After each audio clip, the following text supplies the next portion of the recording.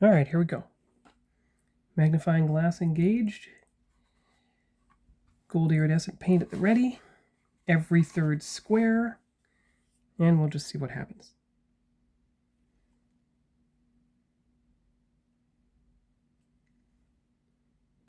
And try not to have too much paint on the brush. So you did the first square already. Third square is there. 1, 2, 3. There. 1, 2, 3. There. 1, 2, 3. Tiny, tiny, tiny. 1, 2, 3. Bigger.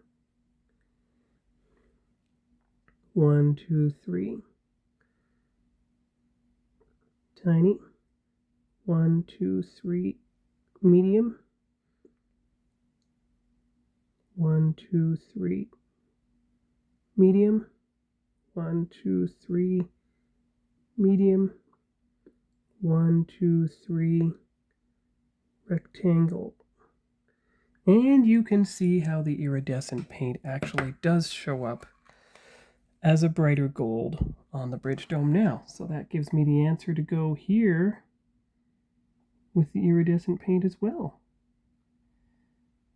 And there, because those are the spots that need it. And on the RCS thrusters. There. And there. And there. And there.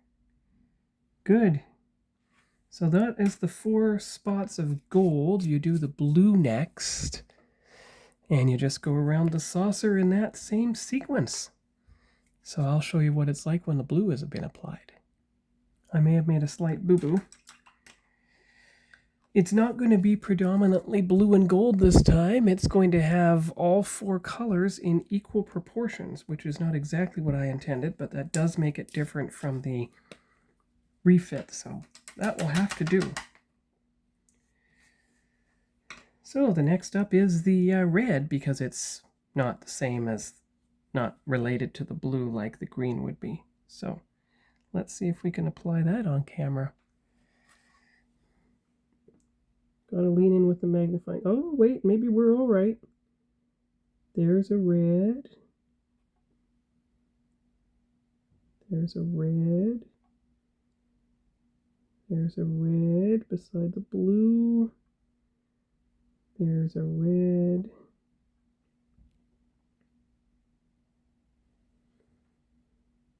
Okay, so it didn't turn out, it's more equal than I thought, but that's all right. Actually, that has to be the red.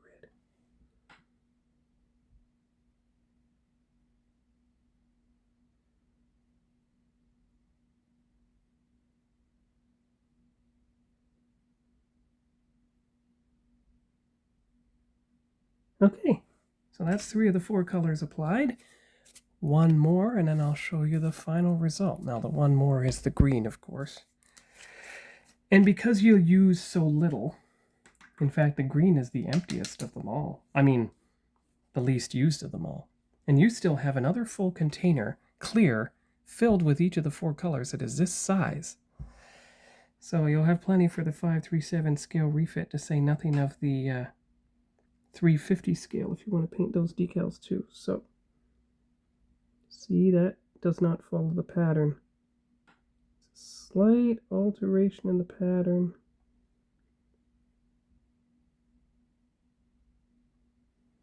And it is a bit thicker than it would otherwise be.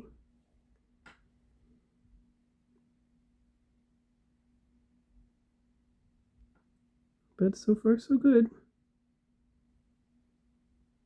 It's working.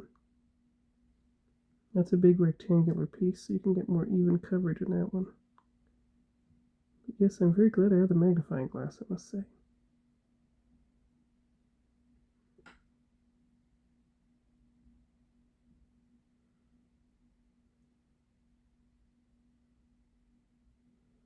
Okay, there you go.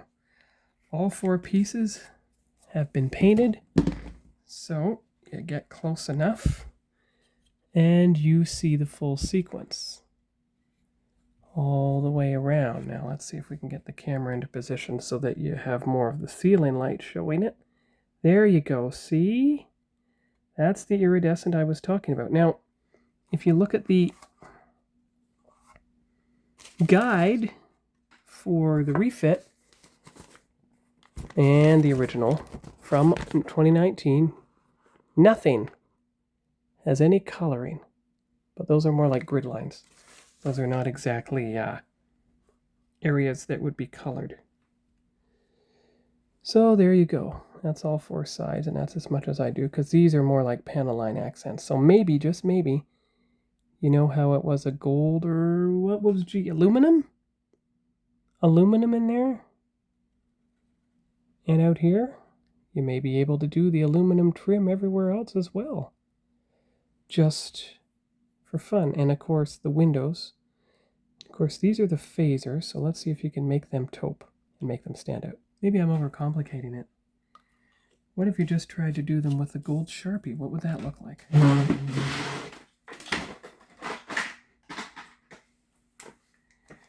Let's find out. Swap these over. Okay, let's see here. Now you got to be very precise with the gold Sharpie. You don't want anything to interfere. Oh dear. Or spill over like it just did. But easily wipe offable. That's good. Yes, okay. Let's try that again. I'm glad it wiped off. Didn't think that would be the case. All right. There is the gold Sharpie on the phaser versus the tiniest bit of that Inca gold with a toothpick, of course, because you don't trust it with anything else. And we'll see how it compares. Now remember, the Inca gold can easily be removed. Just a touch. All right. Compare. Gold Sharpie on the left, Inca gold on the right. If you can get your finger, if you can focus. They're so invisible, it's hard to tell. So let's try it on something bigger.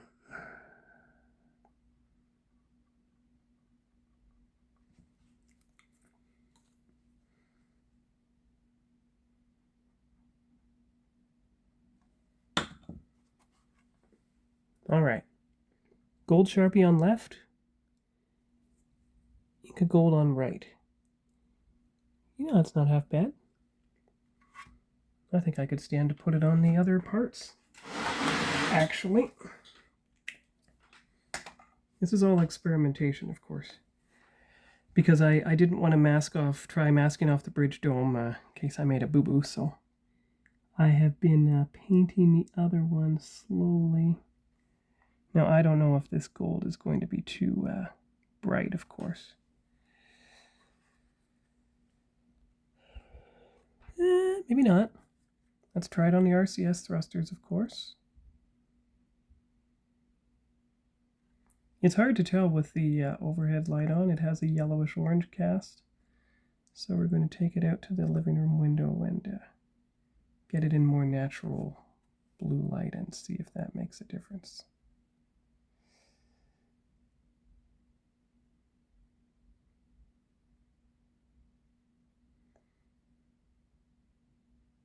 And of course, the bridge dome itself. Carefully. No paint marks. It's practically a dry brushing by now. Okay, so let's see what the Inca gold did. There is the Inca gold in the normal daylight in the saucer. You know, I like that. I guess I wasn't wrong after all. But you can see how the base color is truly a silver. So yes, I'm going to correct those other 2 spots to be Inca gold as well. All right, here we are. So that was much better than I thought it would turn out. The Inca gold has been applied to all the phaser mounts, so 4 in the front, And those are probably not phaser mounts. Those are probably engineering flush vents or something. But there are 2 phaser mounts there and there. And those are going to be white windows. That has to be painted dark iron. The Inca Gold's already been applied, so you might as well find a dark iron. At least I think that's dark iron. It's right in the middle of C. It's not exactly mentioned. Gunmetal H. Might as well try it. Let's see. You do have a gunmetal. Got to try it on that little stand, of course. You don't want it to be too obvious. It emulates the second Pilot look with the dark strips with the light in the middle. So, and don't forget your stir stick, of course. No, I don't call it the stir stick of destiny. And it's certainly not a glow stick of destiny if the color is that dark. In fact, I'm going to do that testing again on that sprue piece. Where is that sprue piece? Well, I wouldn't worry about it.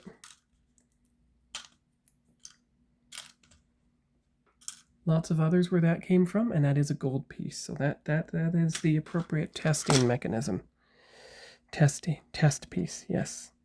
So, I am left-handed, so I'm going to put it in left-hand view, of course. Right. So, let's see how it looks. Yes, let's just use the stir stick and go. All right. So dark iron on the left. Got it. Oh, well, you can't see that, can you?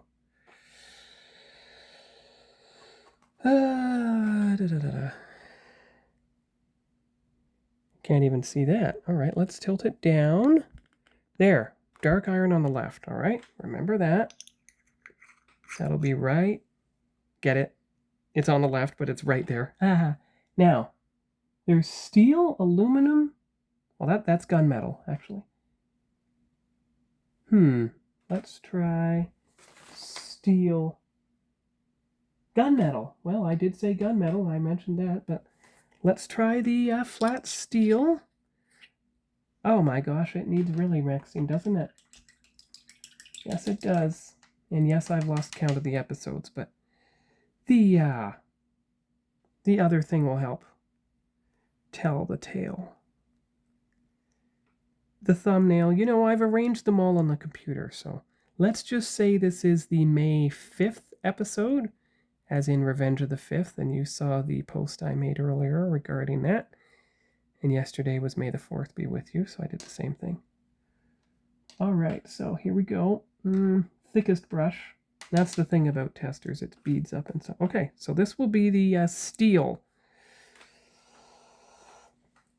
And now, you do not need the paint stand in the equation. You can get it out of the way so that you can work on more amusing things. So, here we go with the steel. And this is in the middle third. Oh, that's way too light. So you can eliminate that from the equation right away. I think it will be gunmetal after all. Because look at the box. Look at the box. Oh yes, given how dark that is definitely gunmetal. So, knowing that, you don't have to do any more testing. You can simply paint it on the ship in the appropriate position. And don't worry if it gets on the underside, because that is not a problem. There you go. All right. There we are. Okay, here we go. Gunmetal once again engaged. Excellent. And I'm glad I have those testers colors, because they do come in handy at times like this. I'm going to use the magnifying glass again to make sure I get it right. Oh, I get it. It only fits on the inside? It's not sticking. Wait a minute. Did I just see something happen that shouldn't have happened? Yes. Look. A piece came detached. Oh wait, didn't come detached. It was never applied to the top section. Let me see if I have a Folk Art gunmetal, which seems to work a lot better. And as you can see, you get a whole lot more. Or should I say a Folk Art more? Ha ha ha ha. Be right back. Medium gray from Folk Art, one of my first bottles of paint, was in fact used for the trim on the TOS Enterprise on the back of its warp nacelles, and may well be used for the trim on the back of the Columbia as well, because that's a more silver gray. I'm stirring now. I don't think that's dark enough. No, that is not dark enough. Okay then.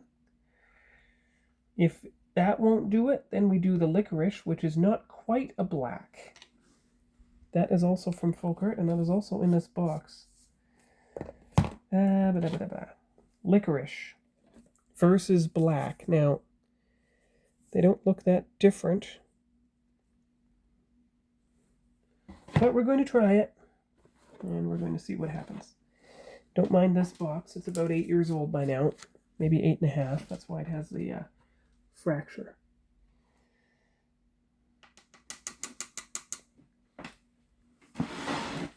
You got to get the steel off of there. Yes, it is rather distressing that these testers' paints just don't take it. But the Folk Art paints that you buy from Walmart for a fraction of the price seem to do a whole lot better. And I mean, I've had them for 8 years.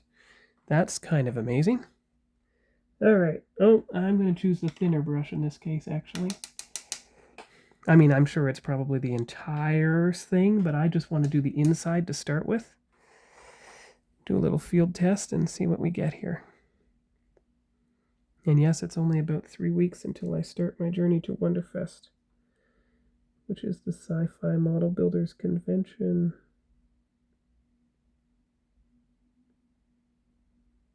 Oh, come on.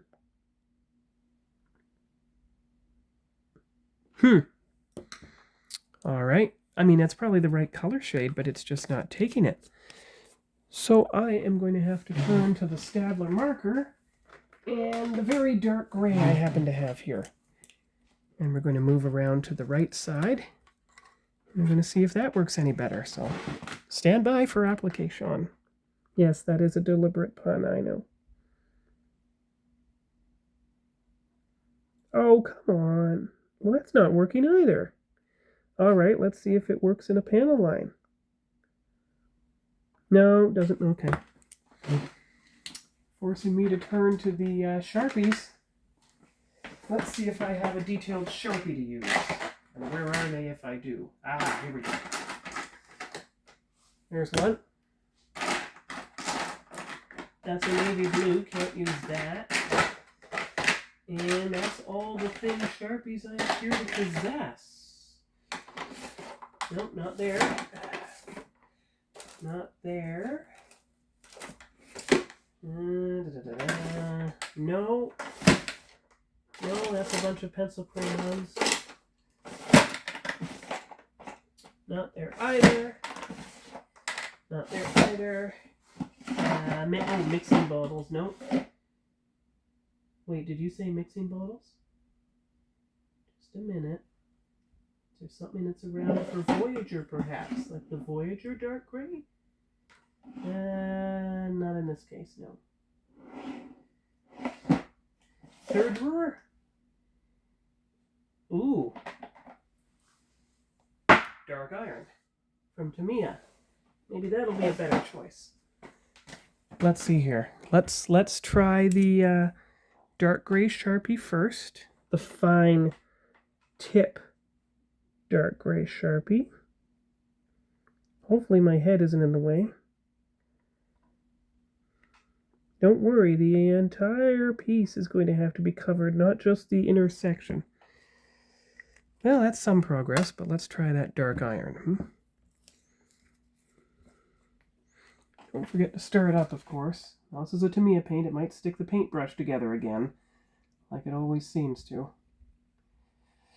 That's why I like Folk Art. It doesn't do that. And I just found the Voyager dark gray because I was working on it for some reason. There it is. So if the dark iron doesn't work, we're going to try the Voyager Dark Gray instead.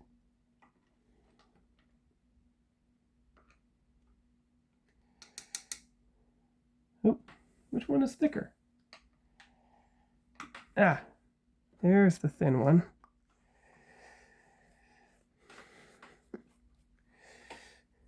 All right, and let's try from the cap. You never know.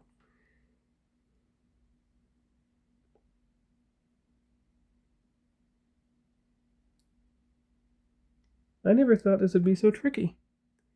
As in, it wouldn't stay. I mean, I got the iridescent paints to work.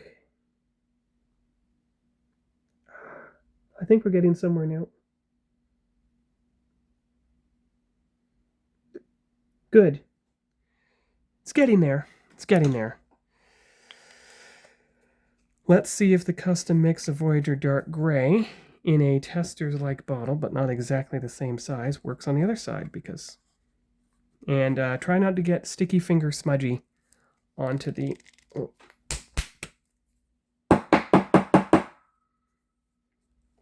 Come in? No, that was just me knocking the paint bottle on the table. Let me go see if I can find my vice grips again. Well, couldn't find them, so can't use them. So, we're just going to have to rely on the dark iron after all, or the dark gray Sharpie here. That is not doing anything. So that is useless. So, go back to the dark iron and try again.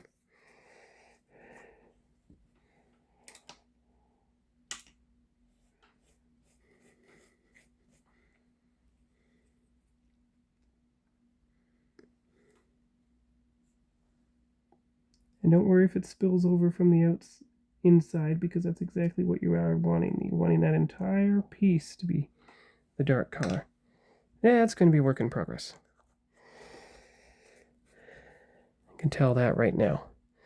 It's going to be a work in progress, but at least we know the champagne gold worked for the top phasers.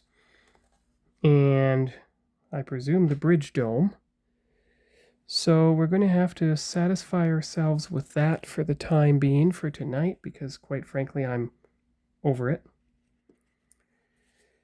Something will eventually work, but I'm not going to lose any sleep over it.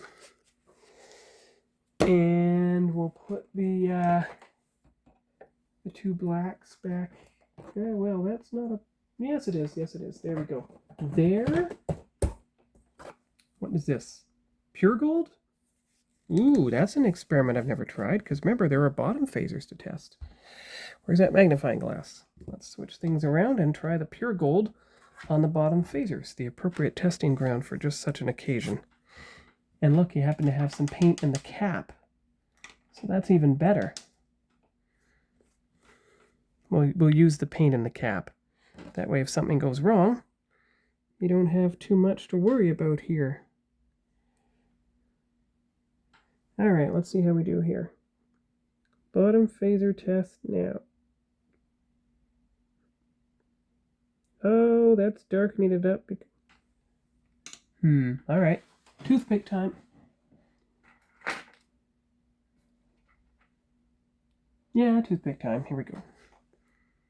It's so precise you might need a toothpick anyway, so here we go.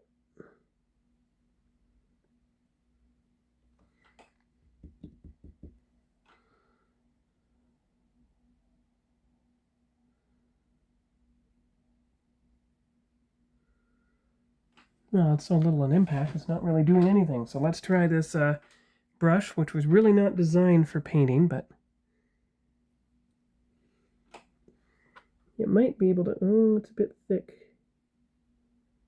Okay, time to turn to the other brushes. Oh, and get the stir stick involved in the gold paint again.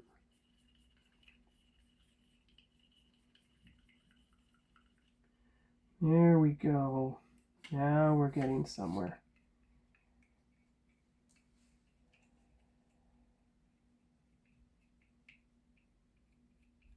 Okay, now let's see if we can actually use the stir stick, touch it to the spot once, just lightly. Boop. Yeah, that did not work. All right, paintbrush time.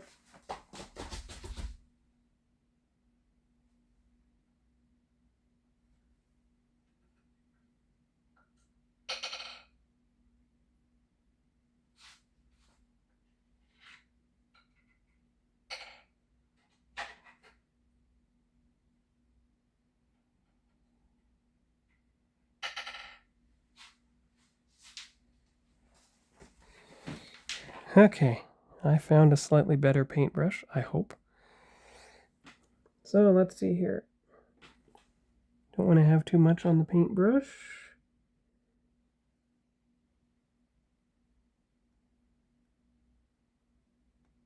Well, it's a bit watery and it obscured some of the detail, but let's try the other one.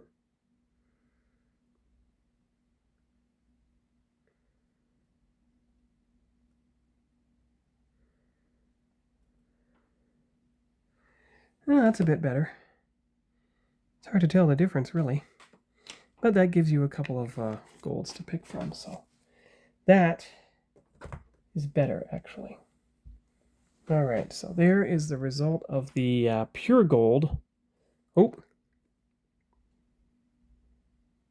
on the bottom of the hull. And don't worry, any painting mistakes and stuff will be taken. There you go, pure gold. Versus the 4-karat gold on the top saucer phaser mount. So, did I even get any on there? That's disappointing. All right, 4-karat gold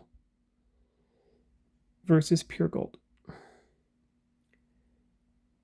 The 4-karat gold's a bit yellow. And I'm not really seeing a difference in the bridge dome. Let me turn the overhead light out.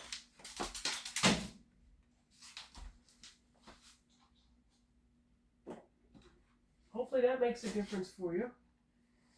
Let me know in the comments. But that's all I'm going to do for now. This video is already almost 30 minutes long. So this will be probably part A of whatever video I did this week, possibly part B. So we're going to leave it there for the time being. And we'll see you here next time. Bye-bye.